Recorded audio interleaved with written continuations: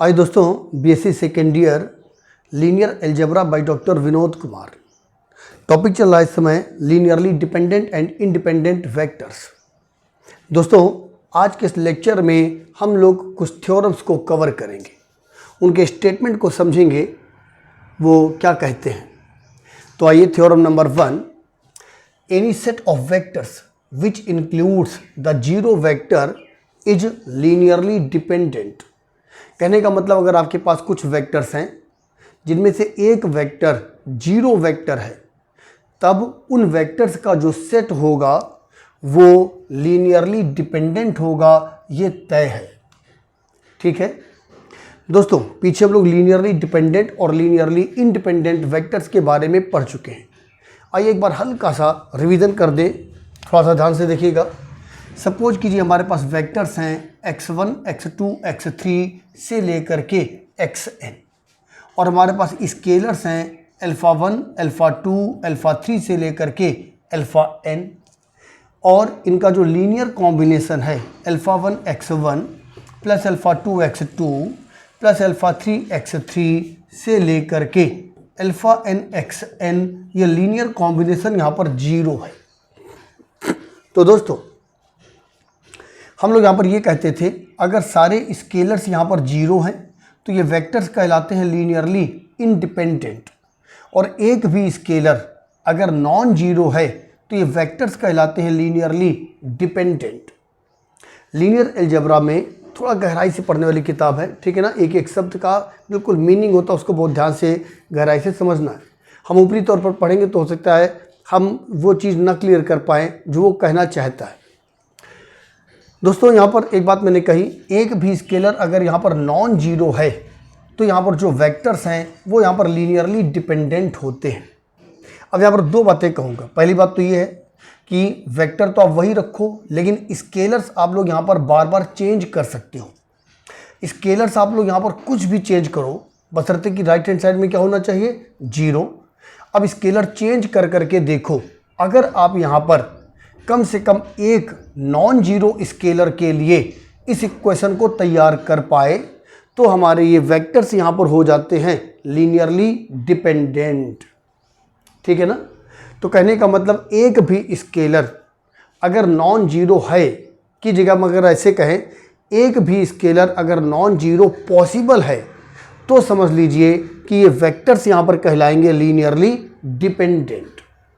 अब इसी थ्योरम में आ जाओ। अब ये वेक्टर्स तो आपको दिए हुए थे, सपोज करो ये सब नॉन जीरो वेक्टर्स हैं और हमने यहाँ पर एक वेक्टर अपनी तरफ से और ऐड कर दिया, जीरो वेक्टर, ऐसे।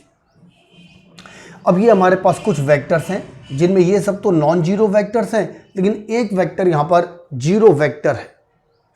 अब हम लोग यहाँ पर क्या करेंगे, जब इसका लीनियर कॉम्बिनेशन बनाया तो हम लोगों ने अब यहाँ पर जीरो को भी शामिल किया, ठीक है ना, जीरो वेक्टर को। तो दोस्तों जीरो वेक्टर के साथ हम लोगों ने यहाँ पर एक स्केलर लगाया, अल्फ़ा लिख दो। अब मेरी बात सुनिएगा, अब यहाँ पर अल्फ़ा 1, अल्फ़ा 2, अल्फ़ा 3, अब इन पर डिपेंडेंसी हमारी हट ही गई है। कहने का मतलब ये चाहे जीरो हो चाहे ना हो, हमें कोई मतलब नहीं। अब यहाँ पर अगर अल्फ़ा नॉन जीरो है तो भी ये वाला एलिमेंट हमको जीरो बनाने में दिक्कत नहीं आ रही है, क्योंकि ये वाला वेक्टर खुद ही जीरो हो गया। बात समझे। कहने का मतलब अगर ये वेक्टर जीरो है तो इसके साथ वाला स्केलर अगर नॉन जीरो होगा तो भी ये वाला जो एलिमेंट होगा ये कुल मिलाकर के जीरो हो जाएगा। इसका मतलब ये निकला कि अल्फ़ा की नॉन जीरो वैल्यू के लिए ये इक्वेशन सही हो सकती है। ठीक है। अगर ये चीज़ हमारे लिए इक्वल टू जीरो थी तो हमने यहाँ पर इसको और ऐड किया तो इससे यहाँ पर कोई फ़र्क नहीं पड़ा। बात समझे आप लोग। यानी कि अब ये समझ लो कि ये लीनियर कॉम्बिनेशन यहाँ पर इक्वल टू जीरो था। अब यहाँ पर अल्फ़ा 1, अल्फ़ा 2, अल्फ़ा 3 अगर ये नॉन जीरो थे तब तो कोई बात ही नहीं। मान लो अल्फ़ा 1, अल्फ़ा 2, अल्फ़ा 3 ये सारे स्केलर्स यहाँ पर जीरो थे। अगर ये सब जीरो थे तो यहाँ से यहाँ तक के वेक्टर्स पहले लीनियरली इंडिपेंडेंट थे, लेकिन फिर हम लोगों ने यहाँ पर एक वेक्टर और ऐड किया, कौन सा, जीरो वेक्टर।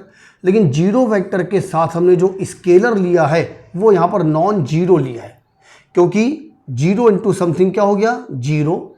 इसका मतलब हो गया अगर ये सारे स्केलर्स जीरो हैं भी तो भी अल्फा, यानी कि कम से कम एक स्केलर यहाँ पर नॉन जीरो है, और एक भी स्केलर अगर नॉन जीरो है तो ये वेक्टर्स का पूरा सेट, ये वेक्टर्स का पूरा सेट यहाँ पर कहलाएगा लीनियरली डिपेंडेंट। तो मेरी बात समझे? यानी कि हम एक बार और थोड़ा आपकी बुक के हिसाब से ये लिख दें, इस चीज़ को हम ऐसे लिख सकते हैं, alpha into zero vector plus बाद में जितने भी वेक्टर्स हैं उनके साथ के जो स्केलर्स हैं उनको हमने यहाँ पर जीरो कर दिया है। ठीक है ना? अब देखो इसके जीरो बनने में कोई दिक्कत तो है नहीं। यहाँ पर क्या था, यहाँ से लेकर के यहाँ तक जितने भी टर्म हैं उन सभी में जो स्केलर्स हैं वो सब जीरो हैं, इसलिए वो सब जीरो बना रहा है।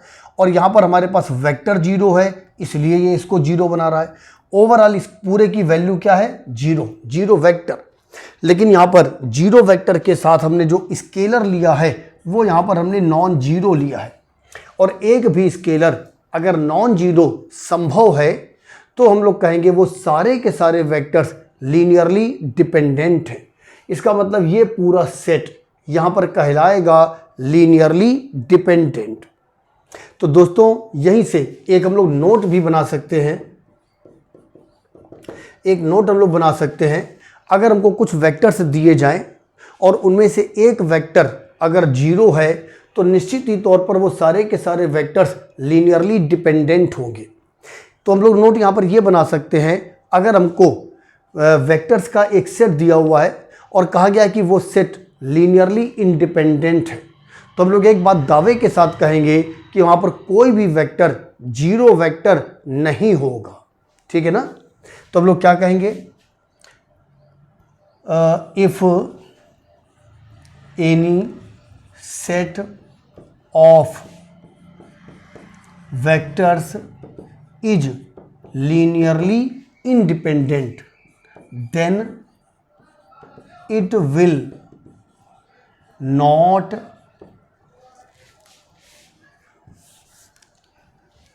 contain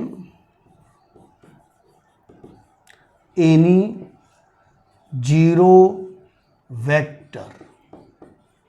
ये एक नोट तैयार हो गया। ये नोट इसी थ्योरम के आधार पर आया है, क्योंकि अगर किसी भी सेट में एक भी जीरो वेक्टर अवेलेबल है तो वो पूरा सेट लीनियरली डिपेंडेंट हो जाएगा। इसका मतलब अगर आपसे कहा जाए कुछ वेक्टर्स का सेट है जो लीनियरली इंडिपेंडेंट है, तो एक बात तय मान लीजिए कि उन वेक्टर्स में से कोई भी वेक्टर जीरो वेक्टर नहीं होगा। तो दोस्तों ये हम लोगों ने चर्चा की आज की थ्योरम नंबर 1 पर। अब हम लोग चर्चा करेंगे थ्योरम नंबर 2 पर।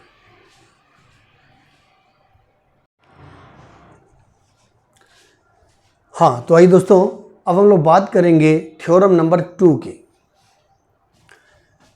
Any subset of A linearly independent set of the vectors is linearly independent. कहने का मतलब लीनियरली इंडिपेंडेंट वेक्टर्स का अगर कोई सेट हमारे पास है तो उसका जो सबसेट होगा, जितने भी सबसेट होंगे उसके, वो सारे के सारे सबसेट भी लीनियरली इंडिपेंडेंट होंगे। आज दोस्तों थोड़ा सा कि पहले प्रूविंग समझ लें किस तरह से है, और फिर हम लोग इसके कॉन्सेप्ट को और भी तरीक़ों से समझेंगे। सपोज कीजिए हमारे पास एक सेट है x1, x2, x3 से लेकर के xn तक के वेक्टर्स का, और हमको कहा हुआ है कि ये वेक्टर्स यहाँ पर लीनियरली इंडिपेंडेंट हैं, ये दिया हुआ है। अब हम लोग इसका एक सबसेट लेंगे S2। S2 का मतलब कहा x1, x2, x3 से लेकर के xm, ये इसका सबसेट है। सबसेट होने का मतलब m यहाँ पर छोटा है n से, और S2 यहाँ पर सबसेट हो गया S1 का। दोस्तों हमको यहाँ पर ये प्रूव करना है कि S2 भी लीनियरली इंडिपेंडेंट होगा। S1 के जो वेक्टर्स हैं वो लीनियरली इंडिपेंडेंट हैं, दिया हुआ है। S2 के वेक्टर्स भी लीनियरली इंडिपेंडेंट होंगे, ऐसा प्रूव करना है। अच्छा, हमने यहाँ पर देखो क्रम से लिए हैं, जैसे यहाँ पर x1, x2, x3 था, तो यहाँ भी x1, x2, x3, xm तक लिया है। ऐसे क्या होगा, थ्योरम को बताने में आसानी रहेगी, लेकिन ऐसा कोई ज़रूरी नहीं है। आप बीच बीच से उठा करके कोई भी एलिमेंट बनाओ, निकाल लो और उसका सबसेट बनाओ। अगर कोई भी सेट लीनियरली इंडिपेंडेंट है तो उसके जितने भी सबसेट होंगे, आप चाहे जहाँ से एलिमेंट उठा लो, उसके जो भी सबसेट होंगे वो सारे के सारे सबसेट लीनियरली इंडिपेंडेंट होंगे। तो दोस्तों आइए हम लोग यहाँ पर ये प्रूव करें कि जो S2 है वो यहाँ पर लीनियरली इंडिपेंडेंट है। जब भी किन्हीं वेक्टर्स को हम लीनियरली इंडिपेंडेंट दिखाना चाहते हैं तो पहली बात तो ये कि उसके लीनियर कॉम्बिनेशन को 0 के इक्वल ले लो। तो आइए हम लोग इन वेक्टर्स के लीनियर कॉम्बिनेशन को 0 के equal let α1 x1 plus α2 x2 से लेकर के αm xm इक्वल टू 0, ऐसा हमने लेट किया। अब अगर हम यहाँ पर ये प्रूव कर दें कि सारे स्केलर्स यहाँ पर 0 हैं तो ये प्रूव हो जाएगा कि ये सारे वेक्टर्स लीनियरली इंडिपेंडेंट हैं। आइए इसी इक्वेशन को हमने थोड़ा सा आगे बढ़ा दिया। α1 x1 α2 x2 से लेकर के αm xm, यहाँ तक तो था ही। अगर हम अपनी तरफ से लिख दें 0 इंटू xm प्लस 1 तो कोई फ़र्क नहीं पड़ा, क्योंकि 0 इंटू समथिंग 0 हो जाएगा। फिर अगला एलिमेंट हमने फिर लिखा 0 इंटू xm प्लस 2, और ऐसे ही करते हुए हम गए 0 इंटू xn तक। ठीक, यानी कि क्वेश्चन नंबर 1 से इस इक्वेशन में आने पर हमें कोई दिक्कत नहीं आई। यानी कि सपोज करो यहाँ पर थे 20 एलिमेंट्स और यहाँ पर थे 30 एलिमेंट्स, यानी कि यहाँ पर 10 एलिमेंट्स ज़्यादा थे। तो जो एलिमेंट यहाँ पर एक्स्ट्रा थे उन सभी एलिमेंट के साथ हमने 0 स्केलर दे करके उनको भी यहाँ पर शामिल कर लिया। तो 0 इंटू समथिंग 0 था, इसलिए उनको शामिल करने में कोई दिक्कत नहीं आई दोस्तों। लेकिन एक बहुत बड़ा फ़र्क पड़ गया। अब आप क्वेश्चन नंबर 2 को देखो, 1 का ना देखो, 2 को देखो। जब 2 को देखोगे तो यहाँ पर जो वेक्टर्स हैं, अब वो यहाँ पर वेक्टर्स हो गए S1 वाले, और S1 के जो वेक्टर्स हैं आपको दिया हुआ है ये लीनियरली इंडिपेंडेंट है। अगर ये वेक्टर्स लीनियरली इंडिपेंडेंट हैं तो अगर इनका लीनियर कॉम्बिनेशन 0 के इक्वल है तो लीनियरली इंडिपेंडेंट होने की वजह से उसकी डेफिनेशन के आधार पर हम ये कह सकते हैं कि यहाँ पर जितने भी स्केलर्स हैं वो सारे के सारे स्केलर्स 0 होंगे। तो बात समझे, ये स्केलर तो 0 हैं ही, वो तो दिख ही रहे हैं, लेकिन जो आपको 0 नहीं भी दिख रहे हैं वो भी यहाँ पर अब 0 होंगे। क्यों होंगे समझ गए होगे आप लोग, क्योंकि अब ये लीनियर कॉम्बिनेशन हो गया है S1 के वेक्टर्स का, और S1 के वेक्टर्स लीनियरली इंडिपेंडेंट हैं, और लीनियरली इंडिपेंडेंट होने की डेफिनेशन के आधार पर यहाँ पर जितने भी स्केलर्स हैं वो सारे के सारे यहाँ पर क्या होंगे 0। तो α1 भी 0 होगा, α2 भी 0 होगा, से लेकर के αm ये सब 0 होंगे। अब आप इक्वेशन नंबर 1 को देखो, अगर ये सारे स्केलर्स 0 हो गए तो इसका मतलब हो गया कि x1 x2 से लेकर के xm तक के जो वेक्टर्स हैं वो सारे वेक्टर्स भी लीनियरली इंडिपेंडेंट हो गए। इस तरह से ये थ्योरम प्रूव हो गई, और S2 के जो वेक्टर्स हैं वो यहाँ पर लीनियरली इंडिपेंडेंट हो जाएंगे। तो कोई भी सेट वेक्टर्स का अगर लीनियरली इंडिपेंडेंट है तो उसके जितने भी सबसेट होंगे वो सारे के सारे लीनियरली इंडिपेंडेंट होंगे। अब इसी बात को थोड़ा और तरीके से आपको समझाने का प्रयास करता हूँ। दोस्तों लीनियरली इंडिपेंडेंट का मतलब आप ये समझ लिया करो, जैसे 20 वेक्टर्स हैं, यानी कि समझ लो 20 आदमी हैं, अगर लीनियरली इंडिपेंडेंट हैं तो इसका मतलब हो गया उनका आपस में एक दूसरे से कोई भी लेना देना नहीं है, उनका आपस में कोई भी रिलेशन नहीं है, वो लीनियरली इंडिपेंडेंट है। लेकिन जब कहा जाता है कि वेक्टर्स लीनियरली डिपेंडेंट हैं तो उनमें आपस में एक रिलेशन होता है। मान लीजिए 20 आदमी हैं, अगर कहा जा रहा है कि वो लीनियरली डिपेंडेंट वेक्टर्स का सेट है तो वहाँ पर उनमें रिलेशन होगा। अब यहाँ पर एक सावधान आपको और करना चाहूँगा, रिलेशन का मतलब वो 20 में आपस में रिलेशन होगा ऐसा ज़रूरी नहीं है। हो सकता है केवल 2 में रिलेशन हो सकता है वहाँ पर केवल 5 वेक्टर्स हो जिनमें आपस में रिलेशन हो। तो अगर 20 वेक्टर्स का सेट है और कहा गया कि ये लीनियरली डिपेंडेंट हैं तो उनमें सभी में आपस में रिलेशन होगा, ऐसा नहीं है। कहने का मतलब वहाँ पर कुछ वेक्टर्स ऐसे हो सकते हैं जो वहाँ पर आपस में रिलेटेड हैं। ठीक है, तो दोस्तों अब आप ऐसे समझो, इस थ्योरम को हम इसी आधार पर बताएं। सपोज कीजिए यहाँ पर 20 मेन मतलब 20 आदमी थे जो लीनियरली इंडिपेंडेंट हैं, यानी कि उनमें कोई भी रिलेशन नहीं है। तो अब इन 20 आदमियों में से आप कितने भी आदमी बाहर निकाल लो, 10 निकाल लो, 15 निकाल लो, 17 निकाल लो, 12 निकाल लो, जब 20 में आपस में कोई रिलेशन था ही नहीं, जब 20 में कोई आपस में रिलेशन था ही नहीं, तो इसका मतलब ये हो गया आप उनमें से चाहे कितने भी आदमी बाहर निकाल लो, उनमें भी आपस में कोई रिलेशन नहीं होगा। ठीक है ना, उनमें भी आपस में कोई रिलेशन नहीं होगा। तो कहने का मतलब ये हो गया, अगर लीनियरली इंडिपेंडेंट वेक्टर्स का कोई सेट है तो उसके जितने भी सबसेट होंगे वो भी लीनियरली इंडिपेंडेंट होंगे। ठीक है। अच्छा, अब यहीं पर एक बात आप लोग और बताओ, अगर लीनियरली इंडिपेंडेंट वेक्टर्स का कोई सेट है, बताइए उसका सुपरसेट, सुपरसेट का मतलब उससे ज़्यादा एलिमेंट, कहने का मतलब यहीं पर कुछ एलिमेंट और ऐड कर दे, तो इसका जो सुपरसेट होगा बताओ वो लीनियरली इंडिपेंडेंट होगा या लीनियरली डिपेंडेंट होगा। तो दोस्तों अब इसका जवाब ये हुआ कि इसका जो सुपरसेट होगा फिर वो लीनियरली इंडिपेंडेंट भी हो सकता है और वो लीनियरली डिपेंडेंट भी हो सकता है। कहने का मतलब पहले यहाँ पर 20 आदमी थे जिनमें आपस में कोई भी संबंध नहीं था, अब आप मालूम पड़ा आपने 10 आदमी उसमें और ऐड कर लिए, अब उन 10 आदमियों के बारे में हमें कोई अंदाज़ा नहीं है, कहने का मतलब उनमें आपस में कोई रिलेशन हो भी सकता है। तो इसका मतलब अगर हम वहाँ पर सुपरसेट बनाते हैं और वेक्टर्स ऐड करते हैं तो वो लीनियरली इंडिपेंडेंट भी हो सकता है और वो लीनियरली डिपेंडेंट भी हो सकता है। अब इसी जगह पर आएगी theorem number 3।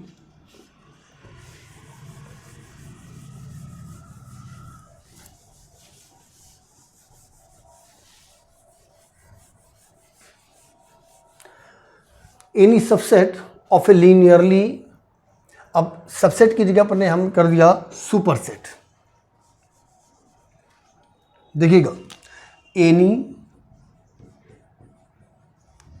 Superset of A linearly dependent set of the vectors is linearly dependent.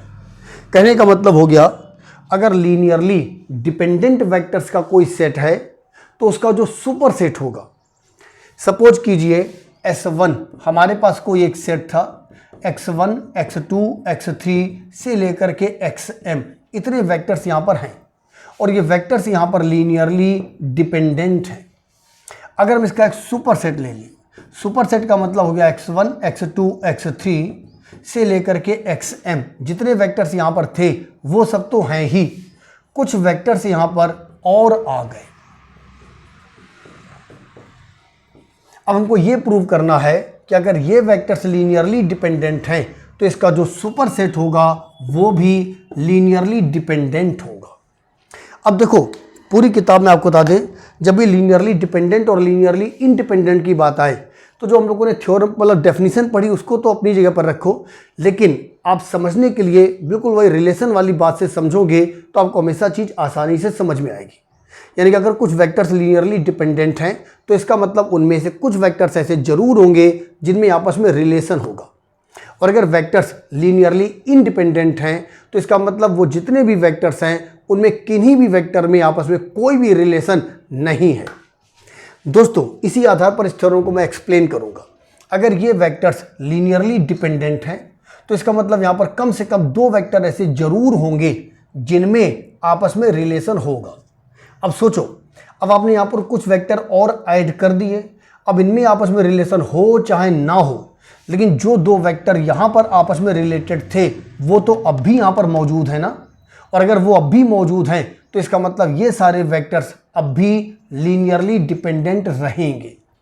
कल मैंने आपसे कहा था वेक्टर चाहे 20 हो चाहे 20,000 हो, अगर वहाँ पर एक भी स्केलर नॉन जीरो है तो वो सारे वेक्टर्स वहाँ पर लीनियरली डिपेंडेंट होते हैं।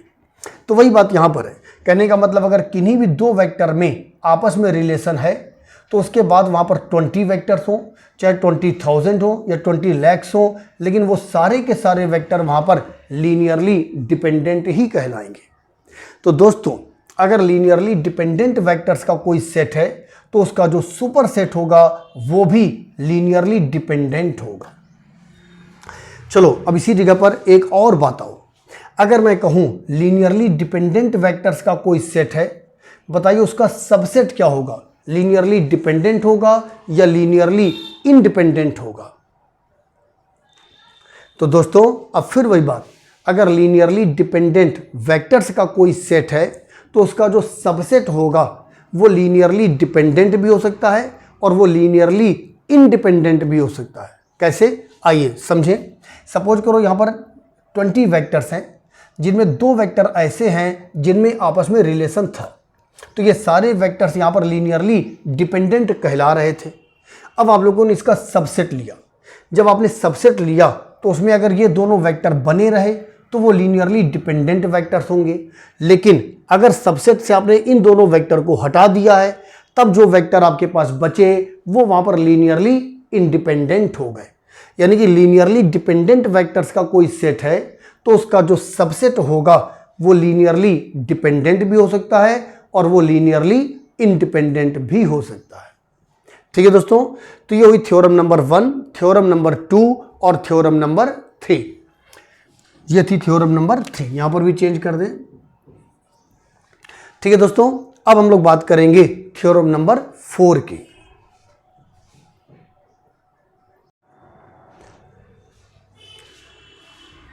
हाँ तो दोस्तों अब आइए हम लोग बात करेंगे थ्योरम नंबर 4 की। क्या कहती है हमसे theorem number 4? If S is equal to x1, x2, x3 up to xn is a linearly independent set of the vectors in a vector space VF, then every vector in the linear span of S has a unique representation of the form this। ठीक है ना। Suppose कीजिए S यहाँ पर हमारे पास इन vectors का एक set है, हम लोगों ने इन वेक्टर्स की मदद से इनका एक लीनियर कॉम्बिनेशन बनाया। दोस्तों अगर लोग यहाँ पर एक प्रकार से ये कह सकते हो कि इन वेक्टर्स की मदद से हम लोग बहुत सारे लीनियर कॉम्बिनेशन बना पाते हैं। उन लीनियर कॉम्बिनेशंस का जो सेट होता है उसी को हम लोग बोलते हैं लीनियर स्पान। पीछे हम लोग पढ़ चुके हैं। यहाँ पर ये कहा जा रहा है कि कोई भी 2 लीनियर कॉम्बिनेशन एक जैसे नहीं हो सकते, यानी कि हर लीनियर कॉम्बिनेशन यहाँ पर अपना एक यूनिक रिप्रेजेंटेशन रखता है, अपनी एक यूनिक वैल्यू रखता है। आज तो आपको और अच्छी तरीके से इस बात को समझाने का प्रयास करता हूँ। सपोज कीजिए हमारे पास एक वेक्टर स्पेस था V और V के पास जो वेक्टर थे वो थे x1, x2, x3 से लेकर के xn तो हैं ही, और ले लो xn+1, xn+2 से लेकर के xm ऐसे।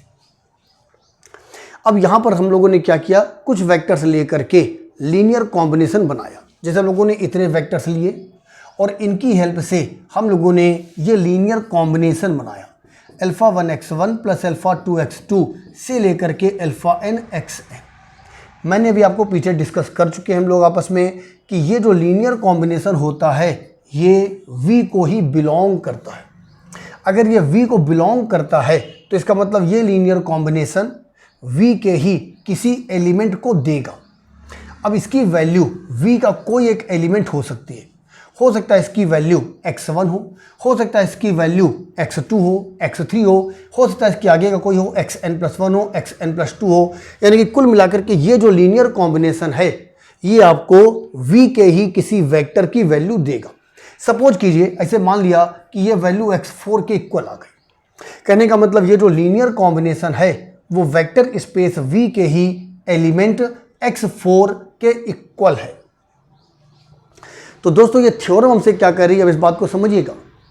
ये थ्योरम हमसे ये कह रही है कि इन वेक्टर्स के लीनियर कॉम्बिनेशन का किसी दूसरी तरह से अगर हम, जैसे कहने का मतलब अगर हम यहाँ पर स्केलर्स चेंज कर दें, हम α1 α2 की जगह पर β1 β2 β3 इस तरह से कर दें, तो हमसे ये कहा जा रहा है कि अगर हम लोग स्केलर्स चेंज कर लें और हम ये सोचें कि इन वेक्टर्स के लीनियर कॉम्बिनेशन कोई दूसरा लीनियर कॉम्बिनेशन बना करके हम x4 ले आएँ, तो यहाँ पर कहा गया है कि अगर हमारे वेक्टर्स लीनियरली इंडिपेंडेंट हैं, ये भी एक खास बात ध्यान रखिएगा, अगर हमारे वेक्टर्स लीनियरली इंडिपेंडेंट हैं तो आप लोग यहाँ पर किसी दूसरे लीनियर कॉम्बिनेशन की मदद से x4 को नहीं ला सकते हो। ठीक है ना। तो लीनियरली इंडिपेंडेंट होना जरूरी है। अगर यहाँ पर वेक्टर्स लीनियरली डिपेंडेंट हैं तो हो सकता है एक ही वेक्टर को बनाने के लिए आपके पास 2 लीनियर कॉम्बिनेशन वहाँ पर पॉसिबल हो जाए, 3 लीनियर कॉम्बिनेशन हो सकता है पॉसिबल हो जाए।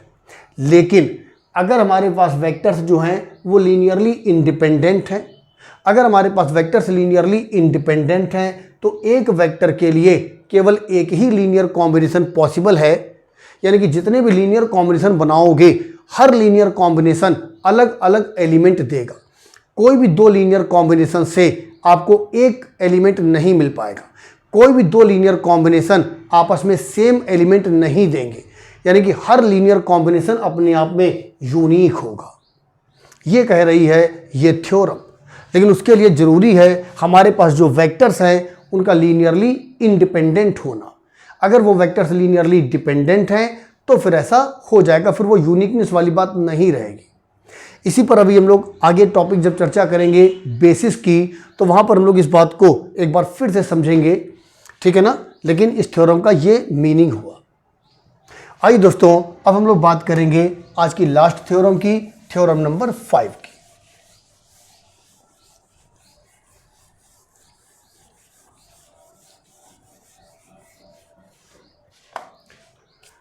थ्योरम नंबर 5 क्या कहती है? A set of non zero vectors, a set of non zero vectors x1, x2, x3 से लेकर के xn of VF, V is a vector space over the field F, is linearly dependent, is linearly dependent if and only if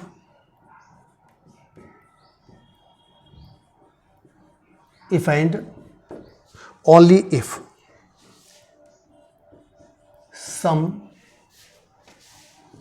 xi, जहाँ पर i की value कम से कम 2 जरूर होगी और ज़्यादा से ज़्यादा n, is a linear combination of the preceding vectors, is a linear combination, is a linear combination of the preceding vectors। तो दोस्तों ये वही बात हो गई जो हम लोग बार बार पढ़ते रहते हैं। कहने का मतलब ये हो गया, अगर हमारे पास जो वेक्टर्स दिए हुए हैं अगर वो लीनियरली डिपेंडेंट हैं तो मैंने बताया है कि उनमें फिर आपस में कोई रिलेशन जरूर होगा। सभी में रिलेशन होगा मैंने कहा था ऐसा नहीं है, कुछ वेक्टर्स ऐसे जरूर होंगे जिनमें आपस में रिलेशन होगा। अगर वेक्टर्स आपस में रिलेशन है, मान लीजिए 5 वेक्टर हैं जिनमें आपस में रिलेशन है, तो एक वेक्टर को हम बाकी 4 वेक्टर के लीनियर कॉम्बिनेशन के रूप में लिख सकते हैं। अगर वेक्टर्स आपस में लीनियरली डिपेंडेंट हैं तो उनमें आपस में रिलेशन होगा, और अगर उनमें आपस में रिलेशन है तो फिर एक वेक्टर को बाकी वेक्टर के लीनियर कॉम्बिनेशन के रूप में लिखा जा सकता है। तो दोस्तों यहाँ पर वही बात बस लिखी हुई है। अगर हमारे पास जो वेक्टर्स हैं अगर वो लीनियरली डिपेंडेंट हैं तो वहाँ पर एक कम से कम एक वेक्टर ऐसा जरूर होगा जिसको उनके पहले वाले जो वेक्टर्स हैं प्रीसीडिंग, उनके जो पहले वाले वेक्टर्स हैं उनके लीनियर कॉम्बिनेशन के रूप में लिखा जा सकता होगा। ठीक है ना। तो स्टार्टिंग कहाँ से होगी? कम से कम 2 से, मतलब x2 को या तो हम x1 के रूप में लिख पाएंगे। अगर हम x2 को x1 के रूप में लिख पाए तो इसका मतलब x1 और x2 में आपस में रिलेशन है। ठीक है ना। तो मैं देखो अब यहाँ पर सब मिला करके n वेक्टर्स हैं, अगर ये लीनियरली डिपेंडेंट है तो सभी में आपस में रिलेशन होगा, ऐसा कोई जरूरी नहीं है। तो यहाँ पर देखो वही बात आ रही है। अब 2 से स्टार्टिंग का मतलब हो सकता है केवल x2 और x1 में ही रिलेशन हो, या हो सकता है x3, x2 और x1 में हो तो x3 की वैल्यू को हम x2 और x1 के रूप में लिख पाएंगे, और यहाँ पर हो सकता है x1 भी गायब हो जाए, केवल x3 की वैल्यू को आप x2 के रूप में लिख पाओगे। हो सकता है यहाँ पर x5 डिपेंड करता हो x3 पर और x1 पर, तो आप x5 की वैल्यू को x3 और x1 के रूप में लिख पाओगे, उनके लीनियर कॉम्बिनेशन के रूप में लिख पाओगे। तो मेरे ख्याल से बात समझ गए होगे। अगर हमारे पास वेक्टर्स लीनियरली डिपेंडेंट हैं तो यहाँ पर कम से कम एक वेक्टर हमको ऐसा जरूर मिलेगा जिसको उनके पहले वाले वेक्टर, अब पहले वाले वेक्टर का मतलब पहले जितने सब इन्वॉल्व होंगे ऐसा जरूरी नहीं है, सब भी हो सकते हैं, कम भी हो सकते हैं। तो अगर वेक्टर्स लीनियरली डिपेंडेंट हैं तो वहाँ पर कम से कम एक वेक्टर ऐसा जरूर होगा जिसको उनके पहले वाले वेक्टर्स के लीनियर कॉम्बिनेशन के रूप में लिख पाएंगे। ठीक है बच्चों, तो ये हमारे पास परिचय था थ्योरम नंबर 5 का। तो आज का ये लेक्चर फिलहाल मैं यहाँ पर कंप्लीट कर रहा हूँ। आज के इस लेक्चर में हम लोगों ने 5 थ्योरम्स के बारे में समझा। मुलाकात होगी आप लोगों से नेक्स्ट लेक्चर में। Thank you.